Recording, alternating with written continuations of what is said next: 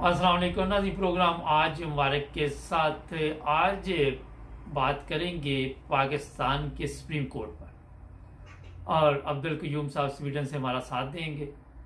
आप सबके इल्म में है कि जिस तरह के बयानात कंपनी की तरफ से आ रहे हैं वो मेरा ख्याल है कि पाकिस्तान के लिए भी अच्छे नहीं है, सुप्रीम कोर्ट के लिए भी अच्छे नहीं है। अब्दुल कयूम साहब से पूछेंगे कि क्या सुप्रीम कोर्ट अपने पाँव पे खड़ा रहेगा। रोज़ाना एक जज जो है वो भाग जाता है, और ये जो 3 जज हैं ये क्या फैसला कर पाएंगे जो आइन और कानून के मुताबिक है। आज इसी पे सिर्फ बात होगी। अस्सलाम वालेकुम सर। जी वालेकुम सलाम मुबारक साहब। सर आज सिर्फ ये बात बताइए कि ये सुप्रीम कोर्ट अपना फैसला कोई कर पाएगा या टाइम ज़ाया किया जाएगा। बिल्कुल कर पाएगा। देखिए जी, सुप्रीम कोर्ट को गिराने के लिए, उनको डीमोरल करने के लिए, उनकी ताकत को आगे बंद बांधा इन्होंने। पार्लियामेंट जो कि आधी पार्लियामेंट है, वो पार्लियामेंट है ही नहीं है पूरी, और ये आधी पार्लियामेंट तो कोई कानून नहीं बना सकती, कोई अमेंडमेंट नहीं कर सकती, क्योंकि पाकिस्तान एक बनाना स्टेट है।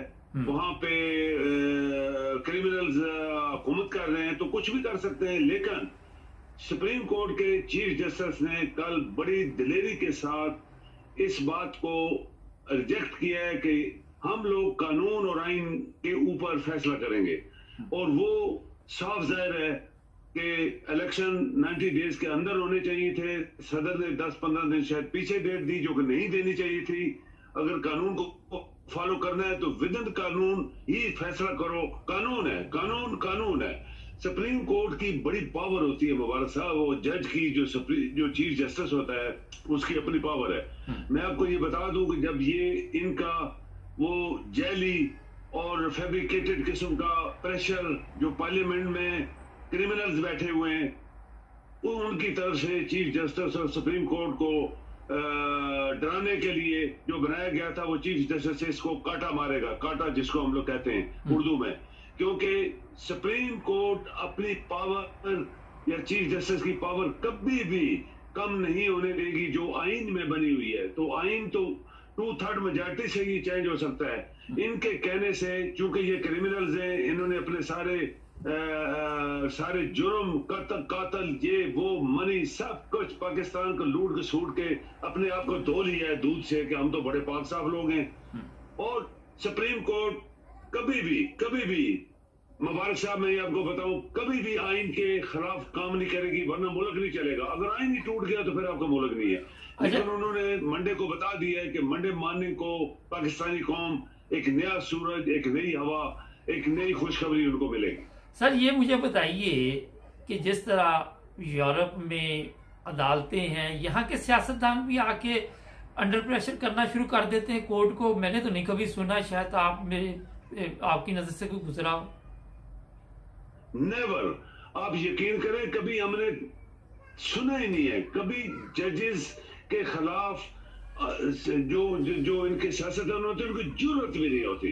क्योंकि मैं आपको एक और बात बताऊं, यहाँ स्वीडन में यह है कि स्वीडन में जो डिफेंस फोर्सेस के लोग हैं, उनके भी जो ट्रायल होते हैं वो सिविल जज करते हैं, मिलिट्री के नहीं करते कि उनको दे दो कोई सुप्रीम कोर्ट को या सिविल जजेस को पावर ही नहीं है। ये यहाँ पे कोई एक्सीडेंट भी अगर कोई फौजी कार आता है किसी जगह बाजार में, तो उसको पकड़ के सिविल पुलिस लाती है, और सिविल पुलिस के अंदर उनका मुकदमा चलता है, और फौजी को सजा मिलती है, नौकरी चली जाएगी, कुछ हो जाएगी, जुर्माना हो जाएगा। ये यूरोप है मुबारक साहब। यहाँ पे जमहूरियत तो यूरोप के अंदर है ना। हम तो नकल भी नहीं कर पाए। नकल भी कहते हैं, अकल चाहिए होती है उसके लिए, तो नकल भी नहीं कर पाए। क्योंकि जब पाकिस्तान के अंदर इतने बड़े फ्रॉड, जैसे ये लंदन में बैठे हुए आपके सामने, कितना बड़ा फ्रॉड इसने किया हुआ है पाकिस्तान के साथ, और कल भौंक रहा था मैं ये कर दूं तो तुम तो पहले अपना मुंह काला करो एक दफा फिर, कि कितना झूठ मार के तुमने, क्या मैंने 20 हज की उम्रे की है मुफ्त पाकिस्तान के पैसों से, तो तुम्हारे हज उम्रे और झूठ फ्रॉड, वहां से सर्टिफिकेट, लानत तुम्हारे ऊपर। पाकिस्तानी कौम को चक्कर दे के तू गया था इलाज कराने के लिए, तू एक दिन अस्पताल नहीं गया, और खरबों रुपए तुमने खाए, तुम्हारे बेटों ने खाए, इस मदारी ने खाए हुए जो वजीर आजम बना हुआ है पाकिस्तान का, कल जेलों में था। और सजाएं मिली हुई थी और आज वजीर आजम बना हुआ है। सर ये बताइए, वो 13 पार्टी के सरबरा मुबारक साहब 13 पार्टी सरबरा सब क्रिमिनल्स हैं, सबको सजाएं हुई हैं और उन्होंने पाकिस्तान को नोचा हाथों से पांव से। तो हम कैसे कौम बर्दाश्त नहीं कर सकती। इसके बकने से सुप्रीम कोर्ट कभी अपना फैसला चेंज नहीं करेगी, 100% देगी। और मेरा तो ये इरादा था कि आज पूरी पाकिस्तानी कौम निकल के सड़कों के ऊपर सुप्रीम कोर्ट के चीफ जस्टिस और सुप्रीम कोर्ट के लिए जो है वो उनको सपोर्ट देती कि हम तुम्हारे साथ हैं, फैसला करो। और इन तमाम चोरों को मुबारक साहब, बदबख्ती हमारे लिए शर्मसारी और अफसोस का मकाम है कि इन लोगों को बहुत पहले फांसी हो जानी चाहिए थी, बहुत पहले इनको फांसी होनी चाहिए थी। जितने 13 पार्टी के सरबराह ये सब फांसी के लायक थे। मुल्क से गद्दारी लोग करने वाले गद्दारों की कभी पाकिस्तान में कमी नहीं रही है। अगर गद्दार ना होते तो मुशर्रफ इनको कभी ना छोड़ता। अगर गद्दार ना होते तो ये कभी दोबारा हुकूमत में ना आते। अगर गद्दार ना होते तो ये बड़े बड़े कातिल हैं जिन्होंने कत्ल किए हुए और हुकूमत में बैठ के आज पूरे लोगों को भी, पाकिस्तान को भी और जजेस को भी डरा रहे हैं, धमका रहे हैं। तो ये कभी होता नहीं है। वरना मेरे ख्याल में सुप्रीम कोर्ट के जज इनको छोड़ेगा नहीं। 90 डेज वाले इलेक्शन 100% होंगे और फिर इनके खिलाफ ये जो बातें करते हैं तो इन्हें अदालत भी होगी। सर ये बताइए कि कल नवाज शरीफ ने कहा कि अवाम को आंखें खोलनी चाहिए, तो मेरा ख्याल है कि आंखें तो अब अवाम आहिस्ता आहिस्ता खोल नहीं रही। देखिए किस मुंह से पाकिस्तानी कौम को कह रहा है, किस मुंह से? 30-35 साल इस खानदान ने, इनके बेटों ने, इनकी बेटियों ने, इनकी औरतों ने लूटा है पाकिस्तान को। और पाकिस्तान के अदारे जो इनके साथ मिले हुए थे, जिनकी जेबें भरी जा रही थी, जिनके बैंक भरे जा रहे थे, जिनके घर ब्रीफ केस जो मीडिया के लोग हैं घरों में जा रहे थे, वो लानती लोग खामोश हो गए। लेकिन वो कहते हैं कि एक ना एक दिन तो एक चीज उभरती है ना। वो कब तक बेईमानी करते? इसका काम ही नहीं था कि ये बकता पहले पाकिस्तान के लोग, इसका मुंह काला है पहले से। और ये किस तरीके से लोगों को कह सकता है कि तुम ये करो वो करो। आप मत घबराएं, इंशाल्लाह। देखिए ना, एक चीज हम भूले हुए हैं, मैंने बात दोबारा रिपीट करूं कि अल्लाह ताला देख रहा होता है। अल्लाह ताला की पावर होती है, वो किस तरह सिचुएशंस को मोड़ता है और किस तरह अपने फैसले करवाता है। अच्छा सर, एक बड़ा अहम सवाल है, एक बड़ा अहम सवाल, सॉरी अब मैं ना बात काट रहा हूँ। कल मैंने भी प्रोग्राम किया, एक मैसेज मुझे आया और उसमें लिखा कि यहाँ पाकिस्तान में कलमे की बेहुरमती होती है, मसाजिद की बेहुरमती होती है और कलमा मिटाया जाता है वहाँ पे। इस कौम को सजा मिल रही है, लाइनों में लगी हुई है। 7 बंदे कल भी कराची में मर गए लाइन में लगे हुए आटा लेते हुए। आप क्या समझते हैं कि ये चीज़ें जो पाकिस्तान में होती हैं, लोगों को इस्तेमाल किया जाता है, ये भी तो एक गलत चीज़ है ना? हमारा कलमा जो है उसकी कदर करनी चाहिए इन लोगों को।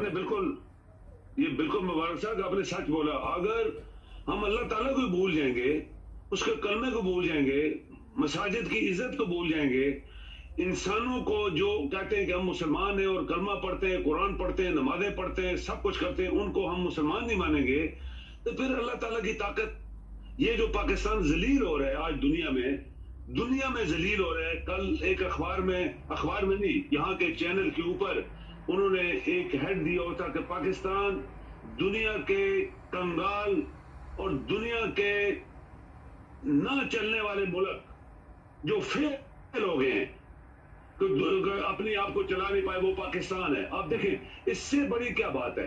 इकोनॉमिकली आप डिफॉल्ट बहुत पहले के हो चुके हैं। पॉलिटिकली करप्शन और पॉलिटिक्स और पॉलिटिशियंस करप्शन की एक हाइट पे हैं। बददियानत, आरामखोर, लानती, अल्लाह ताला देख रहे सब कुछ। तो फिर ये जो भूख नंग और एक वजीर आजम जिसका काम है दफ्तर में बैठ के काम करना, वो सड़कों पे चपरासियों की तरह फिर रहा है। क्यों फिर रहा है भाई? पहली बात ये, तुम्हारे बाप का पैसा नहीं है। ये जो पैसा है तुम्हारे बाप लोहा कूटने वाले का पैसा नहीं था। ये पाकिस्तानी अवाम का पैसा जो भूखे मार रहे हैं। तुमने बोरियां दी है तो किसके ऊपर एहसान किया है? पैसा किसका लगाया? बाप जो बैठा लंदन में और तुम खुद आरामखोर, तुमने खाए हुए उसमें से देते ना। तो हम कहते चलो कुछ चोर की, वो कहते हैं चोर भागते चोर के जूते या लंगोटी से ही, तो हम कहते कुछ तो चोरों ने निकाला ना। पाकिस्तान का पैसा दे के तू अपने टर्रे क्यों मार रहा है? तुम कैसा लानती शख्स है, कैसा बेईमान आदमी है जो पाकिस्तान के ऊपर वज़ीर-ए-आज़म बन गया, और तुम्हारा बड़ा बाप जो लंदन में बैठा है खरबों रुपए खा के उसके बेटों ने खाए हुए हैं, खरबों की जायदादें बनाई। तो ये अल्लाह की लानत है कि ऐसा मुल्क मुबारक साहब जहां दुनिया की आती पैदा होती है, वहां लोगों को रोटी नहीं मिल रही, वहां पानी नहीं मिल रहा, उनको इलाज के पैसे नहीं दे रहे, जलजले आए, अल्लाह ताला डराने के लिए, अल्लाह ताला खुद कुरान शरीफ में फरमाया कि ये जो तुम्हारे सामने जो मुसीबतें आती है ना, ये तुम्हारी वजह से आती है और मैं तुम्हें डराने के लिए भेजता हूँ कि तुम डरो, अपने आप को ठीक करो। लेकिन पाकिस्तान में तो हरामी लोग हैं, वो तो लानती लोग हैं, जो इस किस्म के जो करप्ट लोग हैं, तो वो थोड़ी डरते हैं। जलजले आए, सैलाब आए, पता नहीं क्या क्या आया, और जो पैसा बाहर से आया ये फिर खा गए। वो सब सड़कों पे भूखे मर रहे हैं, नंगे बैठे हैं, मासूम बच्चियां पांव से नंगे बगैर कपड़ों के घूम रही है। तो ये लानत है ना हमारे ऊपर, जो आज अल्लाह ताला ने इनको आटे के लिए, चीनी के लिए, रोटी के लिए, पानी के लिए दर दर के धक्के लगवा रहा है। ये इंसान नहीं, अल्लाह ताला लगवा रहा है, क्योंकि अल्लाह ताला के साथ इन लोगों ने एक टक्कर लगाई हुई है और अल्लाह ताला को आज तक मुबारक साहब कोई हरा नहीं सका। सर ये कल बताया रहा था नवाज शरीफ के $500 हो जाएगा, इसने कहा कि अगर सुप्रीम कोर्ट ने कोई फैसला ऐसा दिया तो ये कर देंगे, वो कर देंगे। क्या समझते हैं कि इसके लिए इन्होंने तैयारी की हुई है? कुछ भी नहीं। ये वो कहते हैं कि कुत्ता जब हारता है ना तो वो दांत निकालता है और फिर आवाजें निकालता है। तो ये वो भूखे, ये वो कुत्ते हैं जो हार गए, हकीकत में ये हार चुके हैं। ये इनके हारने की शोर शराबा है। इमरान आया, इनको पहले पता है कि जो हमने किया इस मुल्क के साथ वो हर चीज उसकी उलट हो जाएगी, इसीलिए ये सब रात दिन भौंक रहे हैं। इनकी औरतें भी भौंक रही हैं और ये खुद भी भौंक रहे हैं। तो ये बात जो कुदरत करना चाहती है मुबारक साहब, अल्लाह ताला की हुक्म है, जो मैं करना चाहता हूं मैं करके रहता हूं, क्योंकि अल्लाह को तो किसी की मदद की जरूरत नहीं है, अल्लाह को किसी की सिफारिश की जरूरत नहीं है, और वो करके रहेगा। और मेरा पूरा ईमान है कि इंशाअल्लाह ताला इनकी सारी प्लानिंग्स काफरों वाली, जैसे काफर करते थे नबी के खिलाफ या मुसलमानों के खिलाफ, वो सब फेल होती थी।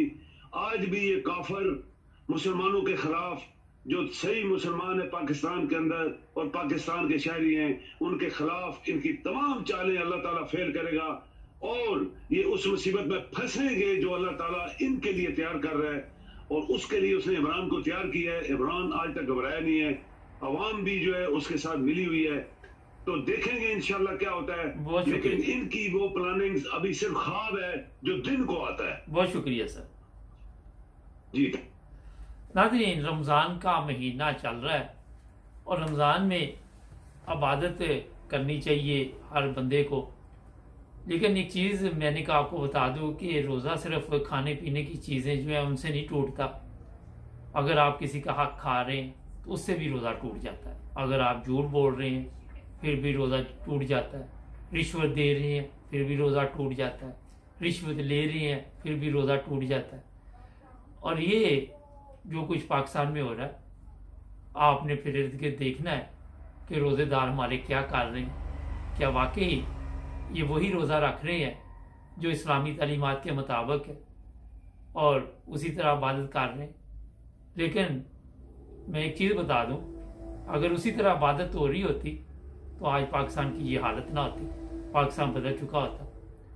टैक्स चोर आपको नज़र आएंगे, कई किस्म के लोग वहाँ पे आपको नज़र आएंगे और रोज़े भी खुलवा रहे हैं, बड़ी बड़ी पार्टियाँ भी हो रही हैं और वहाँ पे गरीबों को पता नहीं याद कर रहे हैं या नहीं कर रहे।